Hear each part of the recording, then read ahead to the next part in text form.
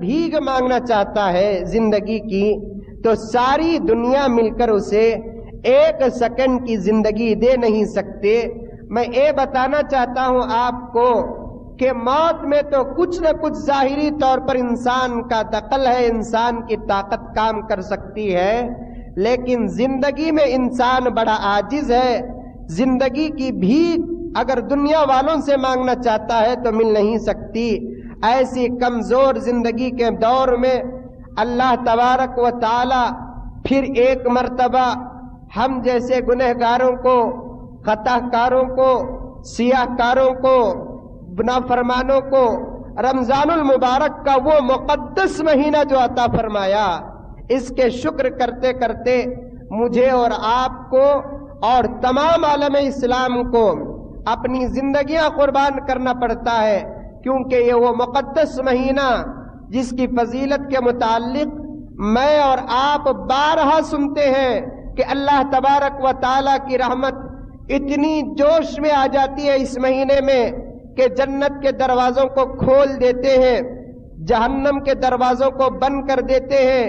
شریر اور سرکش شیاطین کو بند کر دیتے ہیں، دنیا کے اندر جنت کی ہواؤں کو عام کر دیتے ہیں۔ بارہا خود اللہ تبارک و تعالیٰ ندا کرتے ہیں کہ اے بندے مجھ سے مانگ،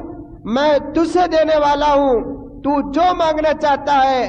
میں تجھے وہ دینا چاہتا ہوں۔ اگر تو دنیا کی دولت مانگتا ہے میں تجھے دینا چاہتا ہوں، صرف اس لیے کہ تو نے اپنی زندگی میں میرے لیے بڑی بڑی قربانی دی ہے۔ روزہ رکھا ہے تو،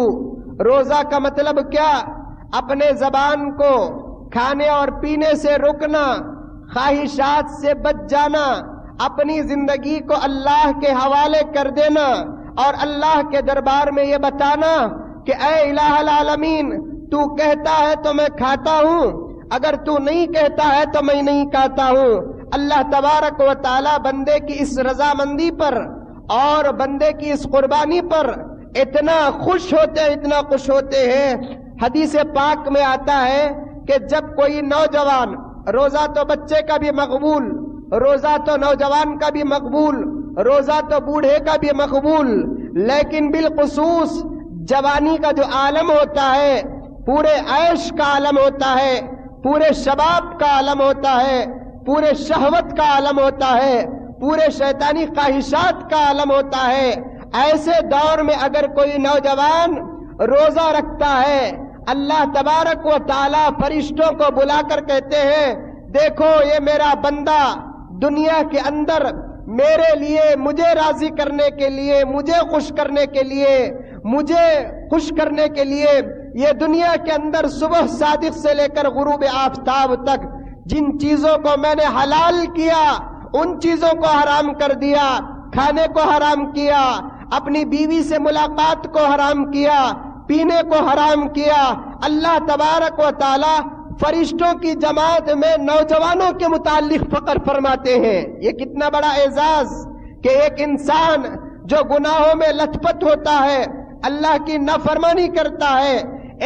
12 گھنٹے کا روزہ رکھتا ہے، تو اللہ تعالیٰ ایسے نوجوان کے متعلق آسمان و زمین کے فرشتوں کے درمیان فخر فرماتے ہیں اور فرماتے ہیں کہ دیکھو یہ میرا بندہ میری رضا کے لیے دنیا کے اندر روزہ رکھا، اس لیے فرشتوں تم اپنی اپنی عبادتوں کو چھوڑو، میرا بندہ اس وقت جو بھی عمل کرے گا اس کی ہر عمل کو عبادت میں شامل کرو۔ آپ لوگ دیکھتے ہیں رمضان کے علاوہ نماز پڑھیں گے تو نماز کا ثواب، قرآن پڑھیں گے تو قرآن کا ثواب، اگر سو جائیں گے تو کوئی ثواب نہیں، کھانا کھائیں گے تو کوئی ثواب نہیں، لیکن رمضان المبارک کے مہینے میں اللہ تبارک و تعالی رحمت کو اتنا عام فرماتے ہیں اور ثواب کو اتنا عام فرماتے ہیں کہ اگر بندہ نماز پڑھے بغیر، قرآن پڑھے بغیر بھوک اور پیاس کی تپش سے سو بھی جاتا ہے تو اللہ تبارک و تعالیٰ کو اس روزے دار کا سونا بھی پسند آ جاتا ہے، اور فرشتوں سے کہتے ہیں کہ فرشتوں یہ بندہ روزہ رکھ کر سو رہا ہے، اس کے سونے کو سونا نہ لکھو بلکہ اس کے سونے کو عبادت میں شامل کر لو۔ ایسا مہینہ اللہ تبارک و تعالیٰ عطا فرمایا کہ رمضان المبارک کا وہ مقدس مہینہ جس مہینے میں سونا بھی عبادت ہے، تو ذرا سوچ کر دیکھو کہ یہ مہینہ اللہ کو کتنا پسند ہے، یہ مہینہ اللہ تبارک و تعالیٰ کو کتنا پیارا ہے۔ آخر وجہ کیا کہ اس مہینے سے محبت کرنے کی اور روزے دار سے محبت کرنے کی؟ روزے کے متعلق آتا ہے، اللہ کے رسول صلی اللہ علیہ وسلم نے فرمایا کہ روزہ تمام عبادتوں میں سے ایک عبادت، نماز، زکوٰۃ، حج، تلاوت، یہ تمام عبادتوں میں سے ایک عبادت روزہ بھی ہے۔ لیکن روزے کے متعلق اللہ نے فرمایا نماز پڑھتا ہے تو فرشتوں کے ذریعے سے ثواب دیتا ہوں، زکوٰۃ دیتا ہے تو فرشتوں کے ذریعے سے ثواب دیتا ہوں، حج کرتا ہے تو فرشتوں کے ذریعے سے ثواب دیتا ہوں۔ لیکن اگر کوئی بندہ روزہ رکھتا ہے، فرشتوں کو بیچ میں واسطہ نہیں بناتا،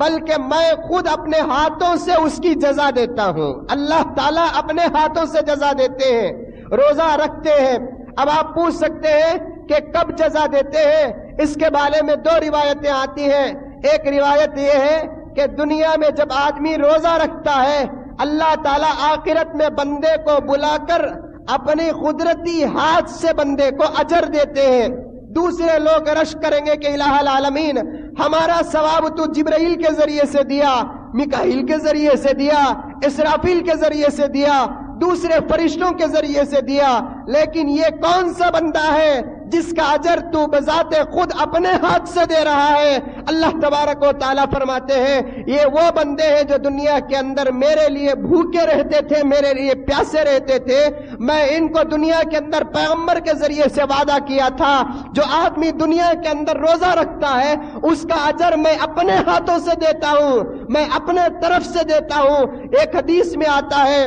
سرور کائنات محمد الرسول اللہ صلی اللہ علیہ وسلم نے ارشاد فرمایا کہ اگر کوئی آدمی دنیا کے اندر روزہ رکھتا ہے، اللہ فرماتا ہے وہ جنت کی خواہش نہ کرے، وہ جنت کی نعمتوں کی خواہش نہ کرے، بلکہ وہ خوش ہو جائے میں اس کا ہو گیا۔ اب اللہ اس کا ہو گیا تو کس چیز کی فکر ہے اس آدمی کو؟ ارے اللہ سے بھی مانگتے ہیں، رحمت اللہ سے نکلتی ہے، اللہ تبارک و تعالیٰ تمام آفتوں کو دور فرماتے ہیں۔ اگر کوئی آدمی روزہ رکھتا ہے، اللہ فرماتا ہے کہ وہ جنت جیسی چیز کی حسرت نہ کرے، میں اس کا ہو گیا۔ جب اللہ ہمارا ہو گیا، جنت ہماری ہو گئی، زمین و آسمان ہمارے ہو گئے، دنیا اور آخرت کے خزانے ہمارے ہو گئے، صرف یہ روزہ رکھنے کی وجہ سے۔ آخر روزے کے اندر کیا ہے جس کی وجہ سے اللہ تبارک و تعالیٰ اتنی محبت کرتے ہیں؟ اللہ کے رسول صلی اللہ علیہ وسلم نے فرمایا روزہ ایک ایسی عبادت ہے جس کا تعلق صرف اللہ تبارک و تعالیٰ سے ہے۔ نماز پڑھتے ہیں ہم لوگ تو سارا عالم دیکھتا ہے، میں نماز پڑھ رہا ہوں، باہر نکلوں گا لوگ کہیں گے کہ نمازی صاحب باہر نکل رہے ہیں، زکوٰۃ دے رہا ہوں سارا محلہ دیکھ رہا ہے میرے دینے کو، حج کر رہا ہوں سارا عالم دیکھ رہا ہے میرے حج کرنے کو، قرآن پڑھ رہا ہوں سارا عالم دیکھ رہا ہے میرے قرآن پڑھنے کو، لیکن روزہ رکھ رہے ہیں کوئی آدمی نہیں پہچانتا کہ آپ روزہ ہیں یا میں روزہ ہوں۔ اگر زبان سے کہہ دیا کہ جناب عالی میں روزہ ہوں تو آپ کو اقرار کرنا پڑے گا، آپ روزہ ہونے کا اقرار کرتے ہیں تو مجھے اقرار کرنا پڑے گا، کیونکہ یہ روزے کا تعلق دل کے اندر سے ہے۔ آپ دنیا والوں کے سامنے روزہ کہو اور گھر کے اندر جا کر پانی پی لو، کسی کو پتہ نہیں چلتا سوائے اللہ تبارک و تعالیٰ کے۔ روزہ جو ہوتا ہے وہ دلی عبادت سے تعلق رکھتا ہے، اس عبادت کو باطنی عبادت کہا جاتا ہے۔ اس لیے اللہ تبارک و تعالیٰ فرماتے ہیں ہر عبادت کا تعلق ظاہر سے ہوتا ہے، لیکن روزے کی عبادت کا تعلق باطن سے ہوتا ہے۔ اس لیے میں نے روزے کا درجہ اتنا بڑھایا، پیغمبر نے فرمایا کہ اگر کوئی آدمی روزے کے ثواب کے بارے میں مجھ سے پوچھنا چاہتا ہے، پیغمبر فرماتے ہیں میں بتانا چاہتا ہوں اللہ تعالیٰ نے مجھے بتایا کہ روزے کی فضیلت دنیا دوسرے عبادتوں میں ایسی ہے جیسے پورے روئے زمین میں کعبۃ اللہ کی فضیلت ہے۔ پورے روئے زمین میں کعبے کا جو مقام ہے، کعبے کا جو مرتبہ ہے، کعبے کی جو فضیلت ہے، اسی طریقے سے ساری عبادتوں میں پیغمبر نے فرمایا روزے کا درجہ اور روزے کی عبادت اور روزے کا مرتبہ اتنا بڑا ہے۔ اسی لیے اللہ کے رسول صلی اللہ